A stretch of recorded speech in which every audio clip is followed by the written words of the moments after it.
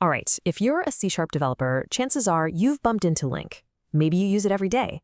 But how well do you really know it? Like deep down?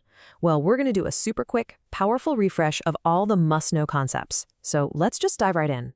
Okay, let's start with a feeling I bet you know all too well. You're deep in your code, working with a simple list of objects. Then, boom, you have to switch your brain over to query a database using SQL. And then maybe you got to parse some XML file. Every single one has its own rules, its own syntax. It feels kind of chaotic, right? But what if? What if there was just one unified, elegant way to talk to all of those different data sources, and you could do it right from inside your C# code? Imagine that. One consistent syntax that just makes your code, and honestly your life, a whole lot simpler. And that, my friends, is exactly what LINQ is all about. It stands for Language Integrated Query, and its whole mission is incredibly simple. Give us one single way to query our data. It doesn't matter where that data lives. Could be an in-memory collection, a SQL database, or even an old XML file. One syntax to rule them all. So, this mind map you're seeing, that's going to be our guide for the next few minutes. Think of it as our roadmap. We're going to navigate through its key branches together and build up a really solid piece-by-piece understanding of what makes LINQ tick. Okay, first things first. How do you actually, write a LINQ query? Well, it turns out you've basically got two main flavors to pick from. So on one side, you've got query syntax. If you've ever written a line of SQL, this is going to look super familiar. It's very declarative. You just say what you want, not how to get it. Then, on the other side, we have method syntax. This is the fluent style, using those powerful lambda expressions and chaining methods together. Now, here's a little secret. Behind the scenes, the compiler actually turns that nice-looking query syntax into method syntax anyway. So really, the choice just comes down to your personal preference and what feels more readable for the situation. All right, so you know the two ways to write it, but what can you actually do with it? Let's break down the essential building blocks, the operations that make up your core LINQ toolkit. Well, the first and most fundamental thing you'll almost always do with data is filter and shape it, right?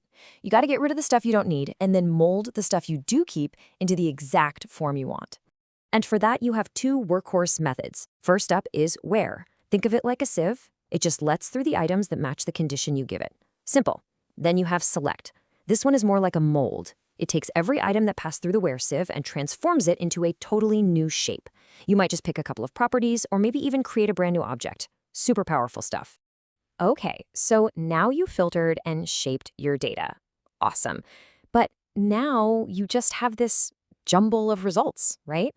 The next logical step is to bring a little bit of order to that chaos. And for that, we've got order by and then by. I mean, the names say it all, right? They sort your data, but then you have the incredibly powerful group by. This is a game changer. It takes your items and bundles them together based on some shared property.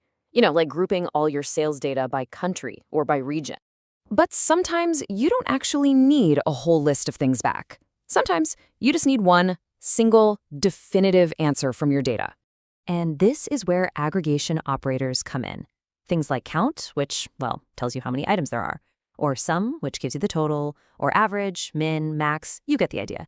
They take an entire collection of data and just distill it all down into one single meaningful number. Okay, we've covered the what and the how, but now we get to the most important and, honestly, the most misunderstood part of LINQ, the when. As in, when does your code actually run? This, right here, is the big secret to mastering LINQ. So here's the absolute key idea, the thing you have to get.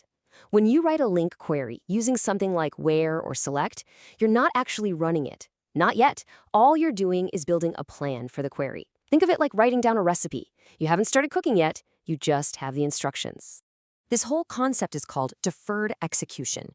The query is deferred. It's delayed. It only actually runs when you ask for the results, like when you start looping through it with a for each. Now, on the flip side, some operators force what's called immediate execution. Think about to listing or counting. They can't wait, right? They need a concrete answer right now. So they run the query plan immediately. And I'm telling you, understanding this difference is absolutely crucial. So I know what you might be thinking. Deferred, immediate, okay, cool. But so what? Why does this actually matter? And that's a great question, because this isn't just some academic trivia.